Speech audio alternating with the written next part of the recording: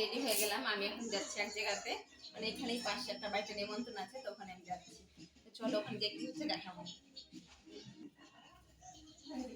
তো দেখো আমি যেখানে নেমন্তন্ন ছিল আমি ওখানে চলে এলাম। আমি তো এসেই দেখছি যে মহাপুর ভোগ হয়ে গেছে। আসা মাত্র আমি মহাপুর ভোগ দর্শন করে আমার রাধাকৃষ্ণের কি অপূর্ব মুখ আমি দর্শন করলাম।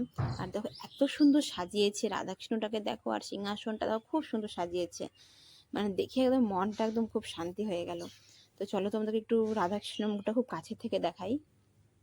এই দেখো খুবই সুন্দর লাগছে কিন্তু রাধাকৃষ্ণের মুখটা সাজিয়েছেও কিন্তু খুব সুন্দর করে। সামনে দেখো দুটো গোপাল আছে, গোপালকেও খুব সুন্দর সাজিয়েছে। তো আমি তো রাধাকৃষ্ণের মুখ দর্শন করে আমি তাদের প্রণাম করে নিলাম।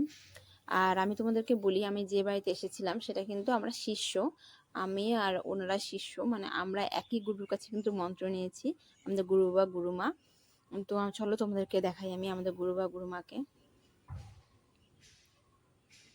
তো এই তো আমি প্রণাম করে চলে আসলাম। এই যে ওটা আমাদের গুরু বাবা, আর এই যে গুরুমা, আমার মেয়ে আমার ভাস থেকে ফটো তুলেছে। তো ইনাদের কাছে কিন্তু আমরা মন্ত্র নিয়েছি, আমার মা আমরা সবাই।